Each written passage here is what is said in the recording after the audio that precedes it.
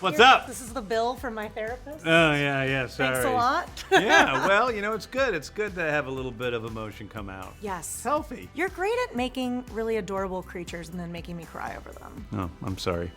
What's the other ones? I love Blurp. Oh, yeah, Blurp, yeah. Blurp's good. He's my favorite. I think he's a good addition to the Guardians universe, and I look forward to the Blurp trilogy coming up hopefully soon. You heard it here first.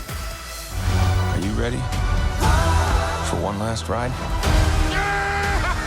Ending this trilogy, did you always envision it as a trilogy? Yeah. And what were some of the things that were important to hit in the third one? I think I had certain characters that needed to have an arc that I saw from the beginning. I mean, I think all the characters needed an arc, but I think in the third movie you see very clearly that Rocket, Nebula, Peter Quill, Drax, Mantis, they all have a very clear story throughout the entire series, a place where they started and where they're going. I think that was important. I think it was important that, you'll watch a lot of franchise films and the characters, learn a lesson in the first movie, then we come back for a second movie, they learn exactly the same lesson again. Come back for a third movie, they learn the same lesson again.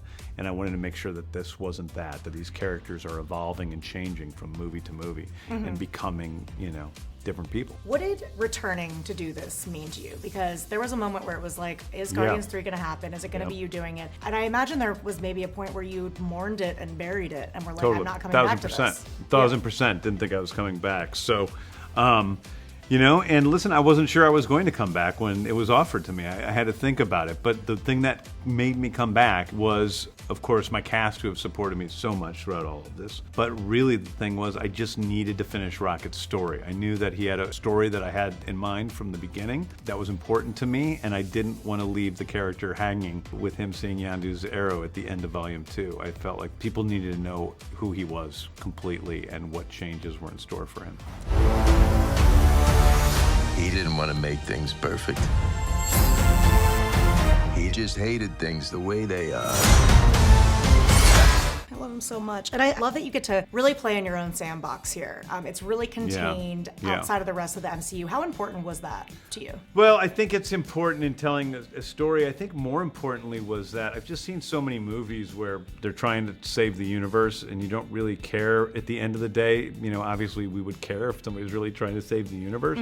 But after you see movie after movie after movie of saving the universe every time, it becomes a lot more effective to see, saving an individual. And in this movie, for a long time, you're really concerned about just Rocket being saved. And I think it really propels the plot forward a lot more than, some nonsense. What is the most valuable thing that you've learned throughout this trilogy that you will take with you onto your next chapter? I think the most valuable thing I've learned is just that really the thing that drives me, that's important to being a filmmaker, is a sense of creativity and play. And you can start to get distracted by results, by adulation or money or these other things.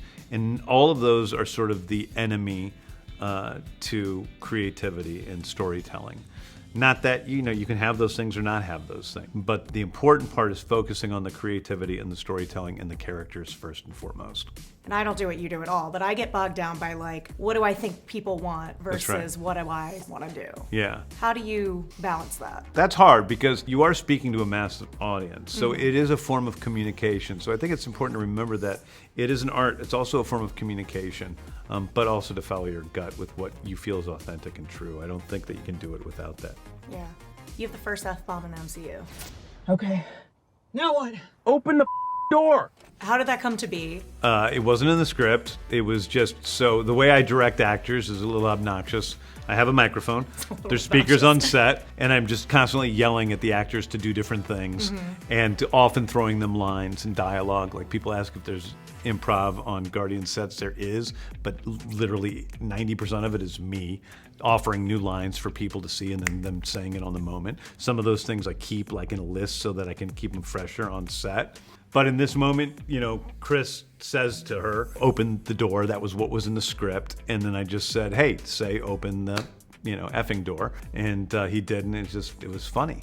And it was, when we put it in the cut, it was hilarious. Marvel and Disney have been fantastic with me. They kind of let me do whatever I want to do. They give me free reign.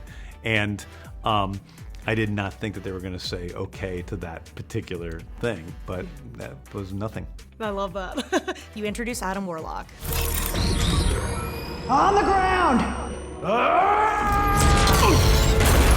Yeah. Who I think people have been talking about since the first Guardians. Yeah. Who's it gonna be? What is he gonna look like? Tell me about bringing Will Poulter into this role.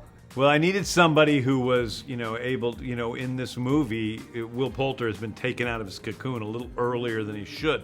So his brain isn't fully formed. He's still a child. And so I needed somebody that would have that childlike exuberance, but also knowing where the character is going to go, that was this, strapping young man that Will Poulter is. And he was able to just embody those things incredibly well. Is there anyone you would love to see him interact with in the future? I mean, his power is pretty commensurate with Thor and Captain Marvel, who are, some of the most powerful characters. So maybe them.